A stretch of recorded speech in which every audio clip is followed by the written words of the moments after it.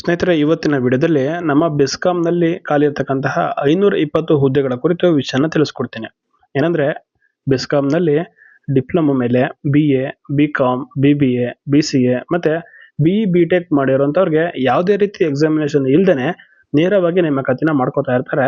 So ಹಾಗಿದ್ರೆ ಈ ಒಂದು ನೋಟಿಫಿಕೇಶನ್ ಕುರಿತು ಕಂಪ್ಲೀಟ್ ಆಗಿ ಇನ್ಫಾರ್ಮೇಶನ್ ನಾನು ನಿಮ್ಗೆ ಇವತ್ತು ತಿಳಿಸ್ಕೊಡ್ತೀನಿ. ಅದಕ್ಕೂ ಮುಂಚೆ ನಮ್ಮ ಚಾನಲ್ಗೆ ಇನ್ನೂ ಸಬ್ಸ್ಕ್ರೈಬ್ ಆಗಿಲ್ಲ ಅಂದ್ರೆ ಈಗಲೇ ಸಬ್ಸ್ಕ್ರೈಬ್ ಆಗಿ ಪಕ್ಕದಲ್ಲೇ ಇರತಕ್ಕಂತಹ ಬೆಲ್ ಬಟನ್ ಅನ್ನ ಪ್ರೆಸ್ ಮಾಡಿ. ಈ ಒಂದು ನೋಟಿಫಿಕೇಶನ್ ನಮ್ಮ ಬೆಸ್ಕಾಂ ಕಡೆಯಿಂದ ರಿಲೀಸ್ ಆಗಿದ್ದು, ಇದು ಅಪ್ರೆಂಟಿಸ್ಶಿಪ್ ಪ್ರೋಗ್ರಾಮ್ ಆಗಿರುತ್ತೆ. ಇದು ಒಂಥರ ಟ್ರೈನಿಂಗ್ ತರ ಅಪ್ರೆಂಟಿಸ್ಶಿಪ್ ಟ್ರೈನಿಂಗ್ ಅಂತ ಕರೀತಾರೆ. ಸೊ 1 year ಇರುತ್ತೆ ಟ್ರೈನಿಂಗ್ ಡ್ಯೂರೇಷನ್. ಸೊ ಮೊದಲಿಗೆ ಹುದ್ದೆಗಳ ಬಗ್ಗೆ ತಿಳ್ಕೊಳ್ಳೋದಾದ್ರೆ BE BTech ಎಲೆಕ್ಟ್ರಿಕಲ್ ಅಥವಾ ಎಲೆಕ್ಟ್ರಾನಿಕ್ಸ್ ಇಂಜಿನಿಯರಿಂಗ್ ನಲ್ಲಿ BE BTech ಮಾಡಿದ್ರೆ ನಿಮಗೆ 130 ಹುದ್ದೆಗಳು ಖಾಲಿ ಇರುತ್ತೆ. ಸ್ಟೈಫೆಂಡ್ ಬಂದು 9,000 ಪ್ರತಿ ತಿಂಗಳು ಇರುತ್ತೆ. ಸೊ ನೀವು 9,000 ಅಂತ ಕಮ್ಮಿ ಅಂತ ತಿಳ್ಕೊಬಹುದು. ನೀವು ಎಲ್ಲೇ ಅಪ್ರೆಂಟಿಸ್ಶಿಪ್ ಹೋದ್ರೂ ನಿಮಗೆ 9,000ನೇ ಸ್ಟೈಫೆಂಡ್ ಅಂತ ಕೊಡೋದು, ಅಥವಾ ಇದ್ರ ಮೇಲೆ 1,000 2,000 ಎಕ್ಸ್ಟ್ರಾ ಕೊಡ್ಬೋದು ಅಷ್ಟೇನೆ. ಸೊ ಆಲ್ಮೋಸ್ಟ್ ಎಲ್ಲ ಕಡೆನೂ ಇಷ್ಟೇ ಇರುತ್ತೆ ಸ್ಟೈಫೆಂಡ್.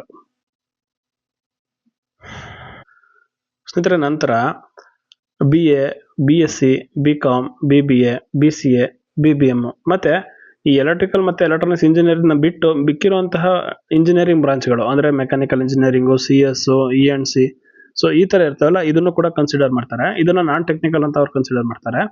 ಇಲ್ಲಿ 315 ವೇಕೆನ್ಸಿಗಳನ್ನ ಕೊಟ್ಟಿರ್ತಾರೆ. ಸ್ಟೈಫೆಂಡ್ ಇವ್ರಿಗೂ ಕೂಡ 9,008 ರೂಪಾಯಿ ಇರುತ್ತೆ. ಟ್ರೈನಿಂಗ್ ಪೀರಿಯಡ್ 1 ವರ್ಷ ಇರುತ್ತೆ ಎಲ್ರಿಗೂ ಕೂಡ. ನಂತರ ಡಿಪ್ಲೊಮಾ ಹೋಲ್ಡರ್ಸ್, ನೀವು ಯಾವುದೇ ಬ್ರಾಂಚ್ ಆಗಿರಿ, ಮೆಕ್ಯಾನಿಕಲ್, ಎಲೆಕ್ಟ್ರಿಕಲ್, CS ಆದ್ರೂ ಸರಿ, ಸಿವಿಲ್ ಆದ್ರೂ ಸರಿ, ಯಾರಾದ್ರೂ ಸರಿ, ಅವ್ರನ್ನ ಬರೀ ಡಿಪ್ಲೊಮಾ ಹೋಲ್ಡರ್ಸ್ ಅಂತ ಮಾತ್ರ ಕನ್ಸಿಡರ್ ಮಾಡ್ತಾರೆ.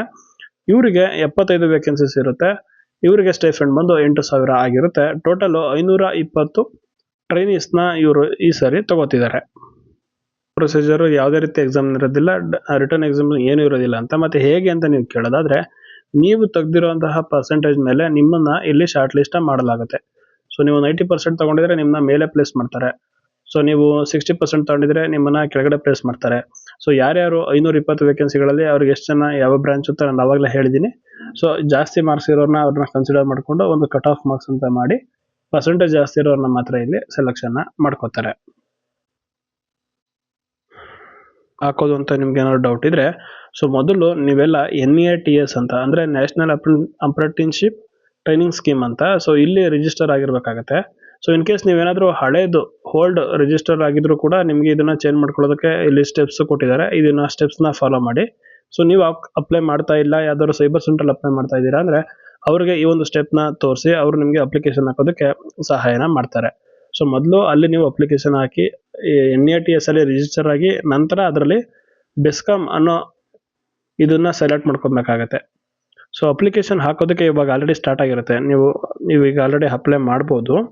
ಸೊ ಕೊನೆ ದಿನಾಂಕ ಬಂದು ಮಾರ್ಚ್ 2ನೇ ತಾರೀಕು ಆಗಿರುತ್ತೆ. ಅಷ್ಟರೊಳಗಡೆ ನೀವು ಅಪ್ಲಿಕೇಶನ್ ಹಾಕಬೇಕು. ಸೊ ಇಲ್ಲಿ ಸೆಲೆಕ್ಷನ್ ಲಿಸ್ಟ್ ನ ಇವರು 10ನೇ ತಾರೀಕು ಮಾರ್ಚ್ನೇ ಬಿಡ್ತಾರೆ, ತುಂಬಾ ಬೇಗನೆ ಬಿಡ್ತಾರೆ.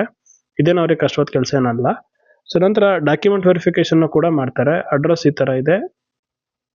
So BESCOM office, HRD centre, tree park behind BGS world school, BM road, Ramanagara 562159 ಅಂತ. ಸೊ ಇಲ್ಲಿ ಡಾಕ್ಯುಮೆಂಟ್ ವೆರಿಫಿಕೇಶನ್ ನಡೆಯುತ್ತೆ ರಾಮನಗರದಲ್ಲಿ.